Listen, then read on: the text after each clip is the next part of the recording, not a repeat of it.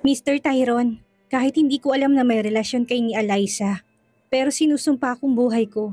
Hindi ko siya ginalaw, ni isang yakap, kung may CCTV camera na tumatakip sa aking pagkakaupo dito sa bahay. Maari kong patunayan to. Totoong sabi ni Michael. Tumayo si Tyron at inutusan si Benji. Hayaan mong maranasan niya ang lahat ng sinabi ko.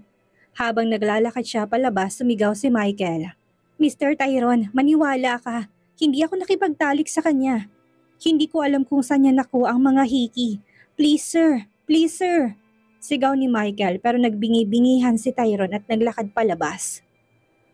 Tinawagan ni Tyron si Benji. Pagkalabas niya at pagkasagot ni Benji ng tawag, sinabi niya, "Huwag niyo siyang hahawakan. Pakawalan niyo siya mamayang gabi pero bantayan niyo siya. At saka ibigay mo sa akin ang lahat ng impormasyon tungkol sa kanya." "Sige po sir," sagot ni Benji. Hindi pinaparusahan ni Tyron ang mga taong hindi niya kumpirma na may sala. Gayunpaman, galit na galit niyang pinagsamantalahan si Eliza hanggang sa hindi na ito makahinga. Maya-maya pa ay nakarating na siya sa loob ng kanyang sasakyan at habang hinahatid siya pauwi, iniisip niya kung totoo ba ang sinabi ni Eliza. Bakit may gumuhit na hiki sa kanyang leeg? Para saan? Hindi ba talaga nagtalik ang babaeng yun at si Michael? Pagdating niya sa bahay, mabilis na tumakbo si Eliza sa kanya. "Hindi ko mahanap ang mga anak ko at ang katulong sa bahay. Nasaan sila?" Hinanap ni Eliza ang kanyang mga anak saan man sa bahay pagkaalis ni Tyron. Ngunit wala siyang makita ni isa sa kanila. Ilang beses niya itong tinawagan, ngunit hindi man lang natuloy ang tawag. Iniisip niya kung hinarangan ba nito ang linya niya. "Hanggat hindi mo sinasabi sa akin ng totoo tungkol sa nangyari, hindi ko hayaang makita mong mga anak mo." Ang utu-utong si Michael, inutusan ko siyang pahirapan hanggang mamatay, ani Tyron. "Ano? Gusto mong pumatay ng inosenteng tao na walang alam sa nangyari? At hindi mo man lang ako papayagang makita ang mga anak ko? Anong klaseng baliw ka? Baliw ka ba?" Sigaw ni Eliza sa taas ng boses niya. "Naglakas loob ka bang insultuhin ako?" Tanong ni Tyron. "Oo, iniinsulto nga kita. Isa kang baliw. Baliw na baliw. Anong gagawin mo? Papatayin mo din ako? Okay, sige, patayin mo na ako. Ano pang inihintay mo? Patayin mo ko." Sabi ni Eliza na umiiyak ng malakas. Nababaliw na siya. Ikaw na malandi at sinungaling na babae. Patuloy mong pinipilit ang iyong sarili sa iba't ibang lalaki para makipagtalik sa'yo. Bakit ba hindi kayo makontento? Tanong ni Tyron. Sinampal siya ni Eliza ng malakas sa pisngi. "I'm not a slut. Ipasok mo yan sa kokote mo. Halimaw ka. Pinagsisisihan kung araw na lumapit ako sa'yo at nakipagtalik sa akin. Nagsisisi akong bumalik sa North Hill. Sana pala hindi na ako umalis ng South Hill at mamuhay na mapayapang buhay. Kasamang aking mga anak. Hindi mo lang ako ininsulto. Sinampal mo pa ako. Ako si Tyron Aliman ay nasampal ng isang ordinaryo at malanding babae na nakikisiping sa lahat ng kanyang mga nakakasamang lalaki." Ang galit ni Eliza ay walang hangganan sa sandaling ito na itinaas niyang kanyang mga kamay upang muling sampalin siya, ngunit tinawakan niya ito at sinabing, "Tuturuan kita ng leksyon. Hindi mo dapat ako susubukan." Binuhat niya ito na parang sanggol. Pinilit ni Eliza na palayain ang sarili. Ngunit kahit anong pilit nito, mas malakas ito sa kanya at napakahigpit ng yakap nito. Binuhat siya nito sa loob ng kwarto niya at nilapag sa kama. Bago pa makatayo si Eliza, lumabas na ito at nilak ang pinto sa kanya. "Hayop ka! Sinusumpa kong araw na makilala kita." Patuloy na hinampas ni Eliza ang kanyang kamay sa nakakandadong pinto kasabay ng pag-agos ng mainit na luha sa kanyang muka. Nang magsimulang sumakit ang kanyang kamay, lalo siyang umiyak at dahan-dahang yumuko sa sahig. Umupo sa harap mismo ng pinto at humikbi. "Mga anak ko!" Sumisigaw siya na parang nababaliw. "Ibalik mo sa akin ang mga anak ko!" Sigaw niya ulit. Nasa likod ng pinto si Tyron, nakikinig sa kanyang mga iyak. Nakaramdam siya ng matinding pagsisisi sa kanyang puso. Paano kung pinaparusahan niyang isang inosenteng babae? Ang mga hikbi at hiyaw nito ay patuloy na tumatago sa kanyang tainga. Lumingon siya sa pinto at gusto niyang buksan ito. Ngunit huminto siya. Ang pagpapakulong sa kanya dito ay isang hindi kinakailangang parusa. Ang hindi makita ang kanyang mga anak ay sapat na parusa. Binuksan niyang pinto at tinulak ang pinto. Nangihinang tumayo si Eliza at mabilis na naglakad palapit sa kanya. Naaawa siya sa mukha nito. Halos wala na siyang lakas. Agad niya napagtanto niyang pakikipaglaban sa isang lalaki. Nang tanging utos ay maaring magpadala sa kanya sa libingan na hindi magbubunga ng anuman na mas mabuti para sa kanya. Lumuhod siya at sinabing, "Please, nakikiusap ako sa'yo. Hayaan mo ko makita ang aking mga anak. Mali na sinampal kita. Binabawi ko ang lahat ng aking palalait. Ako ang baliw dito." Umiyak siya. Tinignan lang siya ni Tyron ng diretsong tingin. "Anong parusa sa tingin mong nararapat na ibigay sa babaeng sumampal sa akin?" Tanong niya. "Pag-isipan mong mabutit sagutin mo. Parusahan mo ko sa kahit anong paraan na gusto mo. Pero hayaan mo ko makita ang mga anak ko. Nababaliw na ako dito," she said. "Hindi kita hayaang makitang mga anak mo hanggat hindi na kailangan ng kasal na ito." Ani at halos sumakit ang ulo nito. "Tyron, please, wag mong gawin sa akin to. Alam kong tanga ako at dahil sa galit ako, gumawa ng kung ano-ano. Bakit ko ba sinampal ang pinakamakapangyarihang tao sa North Hill? Kahit isang baliw na babae ay hindi maglalakas loob niyan. Sinaktan mo ko ng sobra pero wag mo naman akong sirain. Mamamatay ako kapag hindi ko nakitang aking mga anak sa loob ng 24 oras. Sabihin mo sa akin ang totoo, baka maaari kong tanggapin." Hiling ni Tyron. Walang kahit anong awa o emosyon sa mukha niya, para siyang isang gwapong walang pusong hayop. Matika siyang tumayo na parang walang pakialam sa mga luha nito. Si Eliza na nakaluhod pa rin sa harapan niya ay tumingala sa kanyang malapad na dibdib. Pagkatapos ay sa kanyang matigas at walang emosyon na mukha. Ang kanyang itsura ay naglalabas ng labis na panganib at hindi siya makapaniwala na hindi pa siya nito sinipa hanggang mamatay. Tsak na nagsisikap siya ng husto para makontrol ang galit niya. Nag-isip si Eliza at sinabing, Sinusumpa ko sa buhay ng aking mga anak. Hindi ako nakipagtalik kay Michael. Hindi ako ganong klaseng babae." Napalunok siya ng hangin na nakakulong sa bibig niya dahil parang natutuyo na ang kanyang bibig. Natuyo na ang lalamunan niya at mukhang pagod na pagod. Patuloy niya, "Pumunta ako sa study room mo para ipaalam sa'yo na pupunta ako sa bahay ni Michael. Yun ay dahil sinusubukan kong umiwas sa ganitong klaseng gulo pero sobrang busy mo. Sobrang tutok ka sa binabasa mo. Ayokong istorbohin ka kaya umalis na ako. Pumunta ako sa kanya para sabihin na ibinalik siya sa trabaho para hindi na siya ma-depress kasi feeling ko na-depress siya. Matapos matanggal sa trabaho at iniisip kong kasalanan ko. Naisip ko mas mabuting pumunta sa bahay niya kaysa tawagan siya." Idinagdag niya sa kaunting lakas na natitira sa kanya.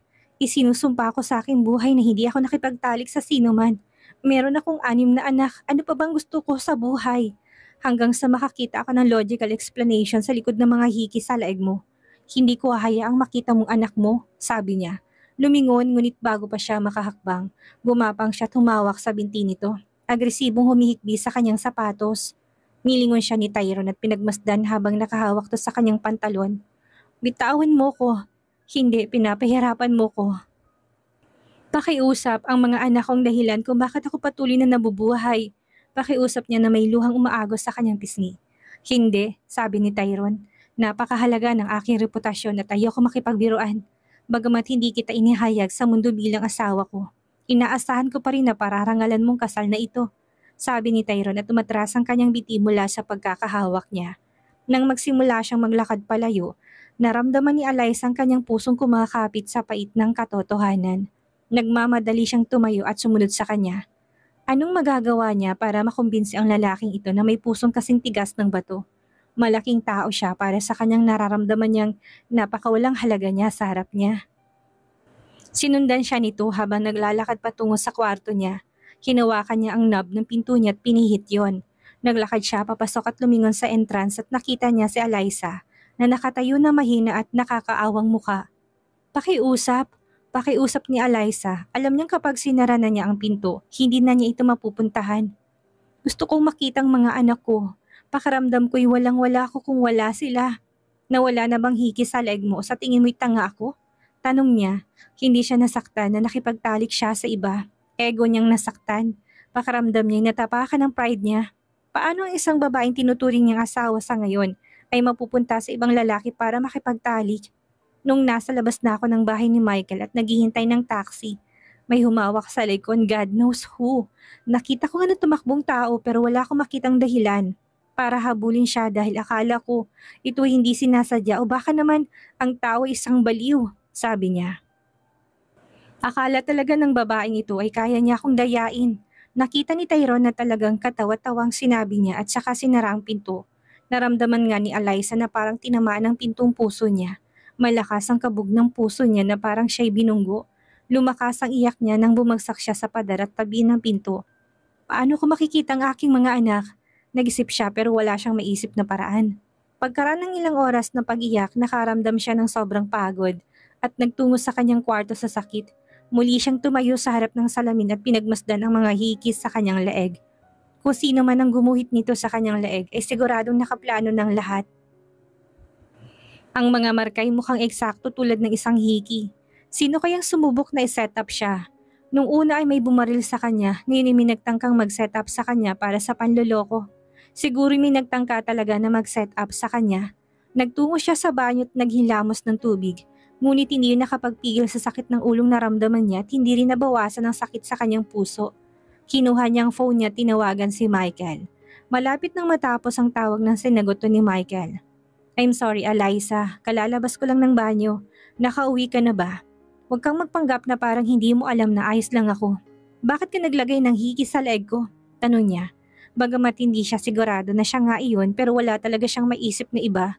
Kahit anong galit ni Casper sa kanya, hindi niya ito tatangkaing patayin, saka nasa kulungan pa rin si Casper. Nagplano siyang humingi ng tawad kay Michael pagkatapos nitong pabulaanan ang akusasyon nito. Gayunpaman, nakakagulat na tumahimik si Michael. Kinailangan niya magsalita. Bakit ang tahimik mo? Nagulat ka ba sa nalaman ko? Hindi ako naglagay ng mga hiki sa leeg mo. Sabi niya, ngunit tinagdagan 3 segundo pagkatapos. Ngunit alam ko kung sino ang gumawa. Kumunot ang noon ni Eliza sa gulat. Hindi niya inaasahan ang huling pahayag. Laking gulat niya na kailangan niyang umupo ng tuwid sa kanyang kama at dinikit ang kanyang telepono sa kanyang tenga upang hindi siya mabigla sa anumang salitang sasabihin nito. Sino ang taong yun? Tanong niya. Sinusubukang itago kung gaano siya ka-curious. Stepsister mo, maikling sagot niya. Marcela? Paano mo siya nakilala? Tanong ni Eliza. Nagtataka kung bakit pipilitin ni Marcela na i-set up siya para kay Tyrone. Kailanman hindi naging maayos ang relasyon niya sa kanyang stepmother at stepsister. Galit sila sa kanya noon pa man at hindi rin niya gustong mga ito. Palaging walang pakialam ang kanyang ama sa masama nilang pag-uugali sa kanya noong siya'y naninirahan sa kanila. Kaya naman siya umalis at hindi niya kailanman tinuring ang kanyang sarili bilang isang may pamilya. Bakit ngayon biglang susulpot ang kanyang stepsister? Yun ang sinabi ko sa'yo tungkol sa halos mag-break kami ng girlfriend ko ay isang kasinungalingan. Maayos ang samahan namin ng girlfriend ko. Anong kinalaman nito sa mga tanong ko? Tanong ni Eliza. Si Marcela ang girlfriend ko at huminto siya habang si Eliza ay tahimik na nakikinig. Nabigla siya sa unang sinabi nito ngunit pagkatapos ay naghihintay ng susunod. Si Casper ang aking kuya. The heck? Halos sumabog ang ulo niya sa revelasyon. Alam ni Eliza na si Casper ay may isang nakababatang kapatid na lalaki na nakatira sa ibang bansa, ngunit hindi niya alam ang kanyang pangalan at hindi rin siya nag-abala na alamin. So, si Michael ang nakababatang kapatid niya. Alam mo naman na ang kumpanya kung saan tayo nakita ay kumpanya ng pamilya namin, hindi ba? Kahit na nakuha ito ni Tyrone kamakailan, ngunit 50% ng mga manggagawa doon ay mga miyembro ng aming pamilya. Bumalik ako dito galing sa abroad 3 years ago at nagsimulang magtrabaho doon. Matapos yung dalawa ni Tyrone, ipakulong ang kapatid ko at binili pang kumpanya namin. Hiniling ko na ipare sa mga magkakatrabaho at dapat ikaw at ako ay magka-partner para makapaghiganti ako sa inyong Tyrone, sabi ni Michael. Tuloy-tuloy lang ang pagtibok ng puso ni Eliza na marinig niya itong magsalita. Napatulala siya, napakaamo ng itsura ni Michael at parang hindi makakasakit ng langaw. Matagal ko nang gustong itago sa'yo pero naisip ko na hindi na kailangan yun. Pero ang stepsister mo naman, ibang pakay niya. Kapag nagkita kayo, pwede mo siyang tanungin, sabi ni Michael. Ikaw ba ang bumaril sa akin? Tanong niya. Ang plano ay hindi upang patayin ka, hindi din akong bumaril sa'yo. Sagot ni Michael, hindi pa nga ako nagsisimula sa paghihiganti Eliza at malamang ng kanyang stepsister ang nagtangkang pumatay sa kanya. Naintindihan niya kung bakit naghihiganti si Michael. Ngunit anong nagawa niya para saktan siya ni Marcela? Ngunit ikaw ang nagutos kay Marcela para lagyan ako ng hiki sa aking leeg, tama ba? Tanong ni Eliza. Kakasabi ko lang na hindi pa ako nagawa ng kung ano sa'yo at nagawa kong isang mahusay na trabaho sa pamamagitan ng pagsasabi sa'yo kung sinong gumuhit ng mga hiki sa iyong leeg. Gaya ng sinabi ko, maaari ka makipag-ugnayan sa iyong kapatid na babae para malaman kung bakit. Pwede bang tapusin na natin to? Tanong ni Michael. Anong plano mong gawin sa akin? Tanong niya. Bakit hindi ka na lang mag-abang? Sabi ni Michael. By Eliza. Binaba na niya ang tawag. Biglang nagkaroon ng kahulugan ng lahat kay Eliza. Ngunit ang revelasyong binitawan niya ngayon ay napakabigat para sa kanya. Nagkamali si Casper at pinakulong. Bakit sa kanya naghihiganti ang kanyang pamilya? Walang poprotekta sa kanya at sa mga bata. Paano siya makakaligtas? Wala sa kanyang kontak ng kanyang stepsister at wala rin ng kanyang stepmother. Ang tanging paraan para makontak sila ay pumunta sa bahay ng kanyang ama. Ang bahay ng kanyang ama ay palagi nagpapaalala sa kanya kung paano siya inabuso noong nakaraan. Kailangan niyang makarating sa ugat na bagay na ito para makumbinsi si Tyrone na mas marami siyang kaaway kaysa sa inakala niya at ang kaaway niya nagsisikap na iset up siya. Lumabas siya ng kanyang silid at lumabas upang sumakay ng taxi. Mabilis niyang kinausap ito patungo sa bahay ng kanyang ama at hindi nagtagal ay naihatid siya sa bahay ng kanyang ama. Mahinahon siyang pumasok sa bahay kahit nangangalit sa galit at nag-aapoy sa sakit. Kumatok siya sa pinto't kagad tong bumigay. Nang makita niyang kanyang stepsister, si Marcela, sumimangot siya na napakalalim at nagtanong, "Bakit mo pinagbabantaan ang buhay ko?" "Excuse me," nagkunwaring kamangmangan si Marcela. "Nagtatanong ako kung bakit mo pinagbabantaan ang buhay ko. Sinubukan mong barilin ako at lagyan ng hiki ang aking leg para i-frame up ako. Anong gusto mo sa akin? Huling naalala ko, iniwan kong lugar na to. Maraming taon na nakakalipas na umaasa na wala akong mapapala dito sa pamilyang ito." "Sino yan?" May narinig na boses mula sa loob nang matapos magsalita si Eliza. "The witch is here," sagot ni Marcela sa babaeng kakatanong lang. "The witch? Tinawag mo kong witch?" Tinaas niya ang kanyang kamay at nagpadala ng isang malakas na sampal sa kanyang pisngi. Sabay bumagsak si Marcela na para bang hinintay niya talaga na sampalin siya. Nagmamadali ang mga hakbang patungo sa pintuan at lumitaw ang isang matandang babae. Siya ang ina ni Marcela at ang madrasta ni Eliza. "Ikaw, anong ginagawa mo sa anak ko?" Sigaw ni Conchita kay Eliza na nakatayo lang. Agad namang tinawag ni Conchita ang asawang si Mario. Biglang sumulpot si Mario at nakita niya si Marcela na nakahandusay sa sahig. Kumunot ang noo niya at sinabi kay Eliza, "Anong karapatan mo na pumunta dito para manggulo? Anong ginawa mo sa kanya? Pwede mo siyang sawayin mamaya. Please, dalhin natin sa ospital ang anak natin," sabi ni Conchita at mabilis na tumawag si Mario sa isang ambulansya. Tumingkayad si Mario sa harap ni Marcela at sinimulang suriin ang kanyang muka. Pagkatapos nakita niyang mga marka sa kanyang pisngi na naglalarawan na siya ay nasampal. "Eliza, sinampal mo siya?" Galit na tumayo si Mario at pinaulanan si Eliza ng isang matunog na sampal. Kumunot ang noo ni Eliza sa gulat. Nakita niyang kanyang ama na nagpakita ng walang malasakit na saloobin sa pang-aabusong ginawa sa kanya ni Marcela at Conchita noong nakaraan. Ngunit hindi siya kailanman inabuso ng direkta ng kanyang ama. Pero ngayon sinampal siya ng sarili niyang ama dahil sa anak ng kabit niya. "Dad, sinampal mo ko?" tanong niya. Hindi ba't sinagot niya ang kanyang tawag ilang buwan nang nakakalipas at pumayag na pumasok sa misteryosong arranged marriage kung nasan siya ngayon. Ngunit sinampal niya ito. "Sinampal mo ko para sa anak ng iyong kabit?" sabi niya habang nasasaktan siya. Ang nanay ni Eliza ay legal na asawa niya. Ngunit pagkatapos ng pagkamatay ng kanyang ina, ay nalaman niyang may kabit ang kanyang ama nitong mga nakaraang taon at ang masaklap ay inuwi pa niya ang mga ito para tumira sa kanya. Si Mario ay hindi kasing yaman ng pamilya ni Aliman, ngunit siya ang mayor ng lungsod at dahil dito, naging maimpluwensya. Siya ay tinuring ni isang hari at sinasamba at tinatrato na parang importanteng tao.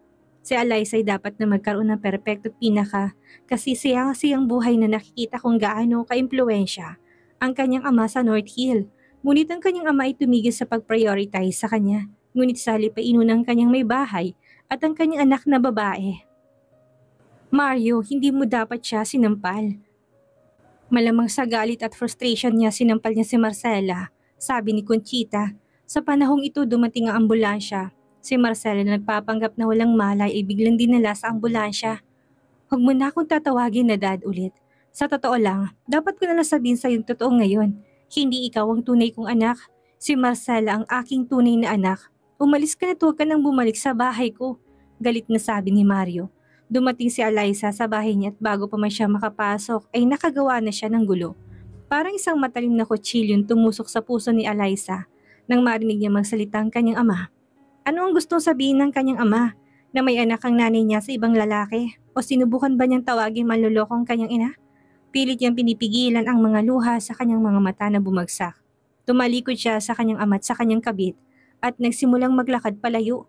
Kung sinusubukan pa niyang magsabi ay babagsak ang mga luhang kanina pa niya pinipigilan. Sa sandaling tumalikod siya sa kanila, nagsimulang tumulong mga luha mula sa kanyang muka na parang malaking ulap na walang laman na ulan. Bahagya pa siyang nakakahakbang nang bumuhos ang malakas na ulan. Lumingalinga siya sa paligid, kung saan siya maaaring magtago ngunit walang pwedeng pagtaguan. Bumalik siya sa bahay ng kanyang ama at nakita niyang nakalakang pinto. Pumunta siya rito para hamunin ang kanyang kapatid na babae at tanungin kung bakit niya ito sinusubukang saktan at ipamukha siyang manloloko kay Tyrone. Ngunit hindi man lang siya pinayagang humakbang sa loob ng bahay ng kanyang ama at ang masama pa. Ang kanyang amang hindi kailanman naglapat ng kamay sa kanya ay sinampal siya. Hindi niya alam kung saan siya maaring magtago. Nagpa siya siyang tingnan kung makakahanap siya ng taxi na maghahatid sa kanya pa uwi. Sobrang sakit ng pinagdadaanan niya sa mga sandaling iyon. Hindi man lang siya pinayagang makita ang kanyang mga anak. Nagsimula siyang maglakad patungo sa kalsada sa kabila ng malakas na ulan. Basang-basang kanyang damit at literal na nanggagalit ang kanyang ngipin sa sakit na naramdaman niya. Ang katotohanan ng kanyang ama ay walang pakialam sa ulam na pumapatak sa kanya ay masakit sa kanyang kalooban. Ang lakas ng ulan ay lumakas at tinayaan niyang mas maraming luhang pumatak mula sa kanyang mga mata. Sobrang bigat ng puso niya kaya napasandal siya sa isang poste at halos maglupasay doon. Habang nasa kanyang pangwasak na estado, isang itim na Land Rover ang tumigil sa kanyang harapan. Sabay tingin niya sa tinted na bintana ng salamin. Naisip niya kung si Tyrone ba to. Bumukas ang tinted na bintana at nakita niya si Michael sa loob ng sasakyan. "Pumasok ka," sabi ni Michael mula sa loob ng sasakyan. "Ayoko," sagot ni Eliza. Inilantad lang niyang kanyang sarili bilang kanyang kaaway, ngunit nagpapakita siya na parang sinusubukang iligtas siya. Kahit nailigtas niya siya, siguradong meron siyang iba pang kakaibang layunin. Akala ba niya'y magiging kalokohan ang paghakbang niya sa loob ng sasakyan dahil lang sa pagbuhos ng malakas na ulan sa kanya? Tinulak ni Michael ang pinto't bumaba. Lumakad to palapit sa kanya at hindi alintanang pagbuhos ng ulan sa kanya. "Oo, gusto kong magiganti para sa kapatid ko, pero kaya kong gawin yun nang hindi ka nasasaktan." "Paano ka maghihiganti sa kapatid mo na hindi ako sinasaktan?" Itigil ang pagpapanggap na parang nangangalit ang kanyang mga ngipin dahil sa lamig. "Tupa kung sa totoo lang isa kang masamang lobo." Ngumisi si Michael. "Kung gusto kitang saktan, ginawa ko na sana yun. Pagdating mo sa bahay ko, please, pumasok ka na. Makinig ka, Michael. Layuan mo ko at sabihin mo sa girlfriend mo na layuan na rin ako." Sabi nito't nila yung mabibigat na binti sa kanya. Ano ang gagawin ni Eliza para mapatunayan kay Tyrone na inosente siya? Anong gagawin niya para mapigilan ang ginagawang kasama ng stepsister niya sa kanya? Mahanap na kaya sa puso ni Tyrone ang awa para sa kanyang asawa? Yan ang ating aalamin sa susunod nating kabanata.